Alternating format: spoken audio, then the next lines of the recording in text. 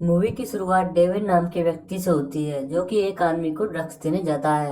जब डेविड उस व्यक्ति को ड्रग्स दे देता है तो वह व्यक्ति उसे बदले में पैसे नहीं देता है, जिसके कारण उन दोनों के बीच में झगड़ा होने लगता है। इसके चलते डेविड से गलती से गोली चल जाती है और वह आदमी मारा जाता है। उसी समय पुलिस उसे देख लेती है। पुलिस को देखते ही डेविड भागने लगता है और पुलिस उसके पीछे जाती है। उसके बाद डेविड पुलिस स्टेशन के बाहर रुकता है, जहाँ पर वो विजय को पुलिस स्टेशन से बाहर निकलता हुआ देखता है। और आज का दिन 2 अक्टूबर 2014 का दिन है, क्योंकि आज के ही दिन पुलिस स्टेशन के अंदर सैम की बॉडी को दफनाया गया था। लेकिन यह रहस्य केवल विजय को ही मालूम है। लेकिन अब यह रहस्य डेविड को भी पता चल जाता है। इसके बाद डेविड दौड़ता हुआ अपने घर पहुंचता है, लेकिन उसे नहीं मालूम था कि अभी भी उसके पीछे पुलिस पड़ी हुई है।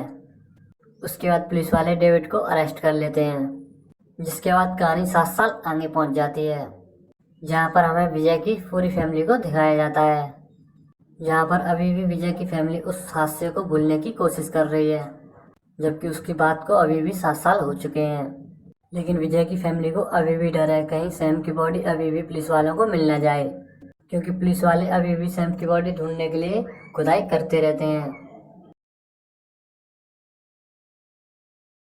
विजय अब फिल्मों को प्रोड्यूस करना चाहता है और कहानी को लेकर विजय की मुलाकात एक जाने माने डायरेक्टर से होती है। विजय ने खुद ही फिल्म की कहानी लिखी है।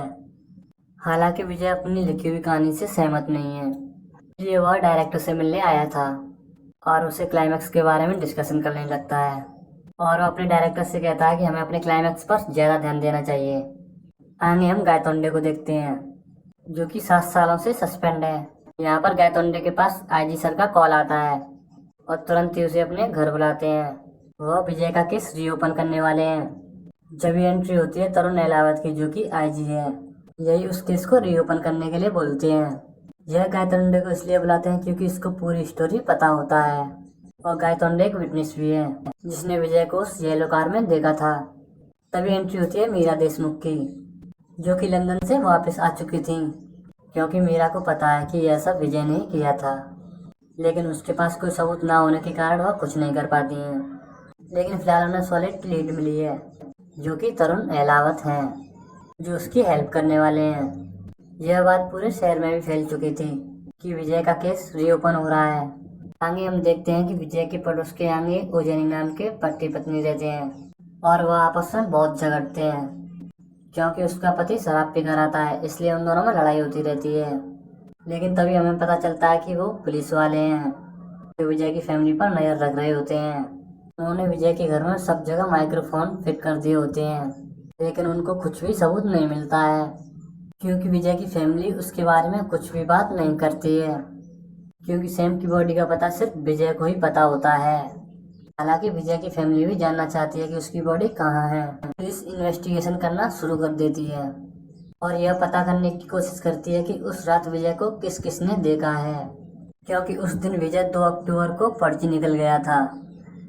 मतलब कि विजय ने बॉडी 1 से 4 बजे के बीच में ही दफनाई होगी। विजय ने 45 किलोमीटर की एरिया में ही बॉडी को दफनाया होगा, लेकिन पुलिस वालों को कुछ भी हाथ नहीं लगता है। तभी आईजी सर एक अनाउंस करते हैं, जो भी विजय के केस में एक सॉलिड लीड लेकर आएगा उसे 5 लाख का इनाम दिया जाएगा। आगे हम पुलिस स्टेशन के सामने चाय वाले कॉर्नर को देखते हैं, जहां विजय के केस की बातें चलती रहती हैं। डेविड अब जेल से बाहर आ चुका था।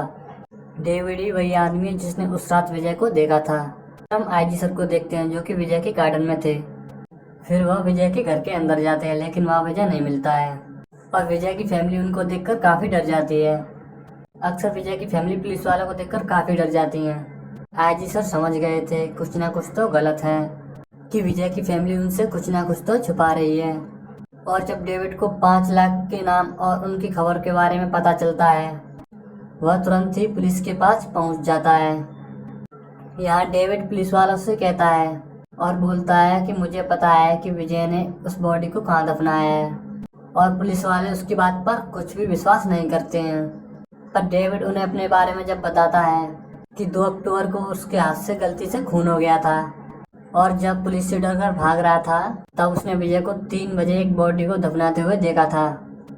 अब ये सारी बातें पुलिस सुनने के बाद पुलिस वालों को भी उस पर विश्वास हो जाता है पर पुलिस वालों ने सिर्फ 5 लाख का ही नाम रखा था, लेकिन डेविड 25 लाख रुपए मांगता है। ना चाहते हुए भी पुलिस वालों को डेविड को 25 लाख रुपए देने ही पड़ते हैं। डेविड आईजी सर को बताता है कि आप जहाँ पर खड़े हुए हैं वहीं पर उस बॉडी को दफनाया गया था। ऐसा सुनने के बाद वह चौंक जाते हैं। साथ ही पुलिस वालों को यहाँ पर एक और बात पता चलती है कि 7 साल पहले पुलिस स्टेशन का भी काम चल रहा था और इसी का फायदा उठाते हुए विजय ने वहाँ पर बॉडी ट्रांसफर कर दी थी। पुलिस वाले ज्यादा देर न करते हुए उस बॉडी को निकालने लग जाते हैं और उसे खोदना शुरू कर देते हैं और पुलिस स्टेशन को चारों तरफ से कवर कर लेते हैं। लेकिन विजय को इस खुदाई के बारे में पता चल गया था। उसके ऑफिस के सामने ये कैमरा लगा हुआ था, जिससे कि विजय ये सब देख पा रहा था। विजय यह सब देखकर डर गया था और उसे पता लगने लगा था कि वह अब पकड़ा जाएगा। विजय अब बहुत ही डरा हुआ था। पुलिस वालों को वह बॉडी मिल जाती है। बॉडी के सिर्फ कंकाल ही उन्हें मिलते हैं क्योंकि 7 साल हो चुके थे। पुलिस वालों को कोर्ट से 8 घंटे के पूछताछ के लिए ऑर्डर भी मिलते हैं।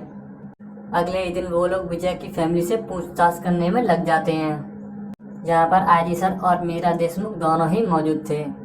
आईजी सर यहाँ पर विजय को सारी बात बताते हैं। उस रात डेविड नाम के आदमी ने तुमको देखा था, लेकिन यहाँ पर विजय साफ मना कर देता है कि उसने किसी और को देखा होगा, वहाँ मैं नहीं था, और बोलता है कि वह आदमी झूठ बोल रहा है। आईजी सर विजय से काफी सारे सवाल पूछते हैं, लेकिन विजय कुछ भी नहीं बोलता और इस कारण पुलिस वाले विजय की फैमिली को दूसरे कमरे में ले जाकर मारने लगते हैं। गायतोंडे विजय की फैमिली को मारना शुरू करता है और मीरा देशमुख भी यहाँ पर बैठी हुई थी। विजय उन्हें सामने वाले रूम से देख पा रहा था और वह पुलिस वालों को ये सब रोकने के लिए बोलता है, लेकिन आईजी सर यहाँ पर कुछ भी नहीं बोलते हैं क्योंकि उन्हें पता है कि विजय का किस तरह से मुंह खुल सकता है। और आखिर में आईजी सर की ही जीत होती है, क्योंकि वो कह देता है कि वह सब कुछ बताने के लिए तैयार है। विजय का कन्फेक्शन रिकॉर्ड किया जाता है। बोलता है वह 2 अक्टूबर की रात ऑफिस में था और वहाँ पर शराब पी रहा था। उसके बाद वह अपने घर गया और देखता है उसके घर का दरवाजा खुला हुआ है और जब वह अंदर घुसता है तो देखता है कि उसके ऊपर अचानक से किसी व्यक्ति ने अटैक कर दिया। फिर हम दोनों के बीच झड़प होती है। झड़प में मैंने उस पर एक सरिये से वार किया जिससे उसकी मौत हो जाती है। जिसके बाद वह बताता है जब इसने उस आदमी को मार दिया था तब उसने पुलिस स्टेशन में उसकी बॉडी को चुपचाप ही छुपा दिया था। बारे में उसकी फैमिली को कुछ भी नहीं पता था। इसके बारे में उसकी फैमिली से कुछ भी लेना देना नहीं है। यह अपनी फैमिली को बचाने के लिए सारा इंजाम अपने ऊपर ले लेता है। फिर अगले ही दिन विजय को कोर्ट ले जाया जाता है, जहाँ पर आज पुलिस वालों को विजय की पूरी कस्टडी मिलने वाली थी। यहाँ पर आईजी सर खुश हो रहे हैं। उन्हें ऐसा लग रहा था कि उन्होंने विजय के केस को सॉल्व कर दिया है। और यहीं पर मीरा देशमुख जी आती हैं और यहीं पर एक आदमी आता है जो विजय के बारे में आईजी सर से कुछ बात करना चाहता था। और यह आदमी और कोई नहीं विजय की फिल्म का डायरेक्टर होता है और वो बोलता है शायद मुझे विजय को पहचानने में बहुत बड़ी भूल हो चुकी है। वह बताता है उसकी मुलाकात विजय से 2016 में हुई थी, जहाँ पर वो उससे एक फिल्म बनाने के बारे में बात कर रहा था। उसने कहा था कि वो एक फिल्म को प्रोड्यूस करेगा और साथ ही एक फिल्म की स्टोरी भी लिखेगा। और हम दोनों ने तय किया था कि हम इस फिल्म की स्टोरी दोनों लिखेंगे। फिल्म की स्टोरी पूरी कंप्लीट थी, लेकिन वो क्लाइमैक्स में जाकर हटक जाते हैं। फिर वह आईजी साहब को उसकी क्लाइमैक्स की स्टोरी सुनाता है।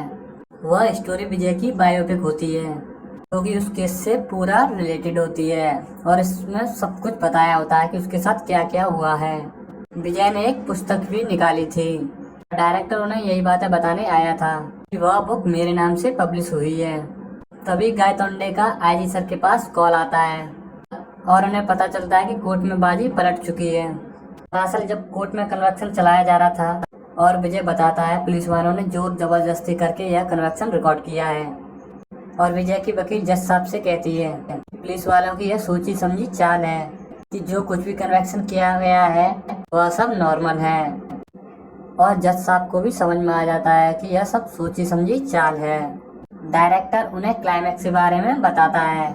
वह उनसे बोलता है पिक्चर की स्क्रिप्ट खत्म हो जाने के बाद विजय फिर से उनके घर आया था और विजय ने उन्हें बताया था कि क्लाइमैक्स की स्टोरी उसे कुछ पसंद नहीं आ रही है। और उसने डायरेक्टर से कहा था कि मान लो पुलिस वालों को अगर वह बॉडी मिल जाती है तो पुलिस वाले क्या करेंगे। इससे आगे डायरेक्टर कुछ बताता है, तभी गायतोंडे का कॉल आ जाता है और यहाँ पर बाजी पूरी तरह से पलट चुकी थी। जो बॉडी से सैंपल मिले थे वो समीर की बॉडी से मैच नहीं कर रहे थे। आजी सर उस डायरेक्टर से ये जानना चाहते हैं कि उस फिल्म का क्लाइमैक्स क्या था। डायरेक्टर उसे बताते हैं कि हीरो को मालूम था कि पुलिस वालों को उसकी बॉडी मिल जाएगी। हीरो ने इन सब का पहले से इंतजाम करके रखा था। विजय ने समीर की बॉडी को पुलिस स्टेशन के नीचे दफनाया जरूर था, और वह तब से समीर जितनी हाइट और उनकी वेट जितनी बॉडी को ढूंढ रहा था। विजय की मुलाकात एक आदमी से हुई थी जो चर्च में काम करता था, और उसी के बाजू में लोगों को दफनाया भी जाता है, और वहीं पर विजय की यह तलाश खत्म हुई थी। मैंने उस चर्च वाले व्यक्ति की पैसों से मदद की, इसके बदले में उस चर्च वाले व्यक्ति ने उस लड़के के स्केलेटन विजय को दे दिए थे, और उसने समीर की बॉडी से उसे बदल दिया था।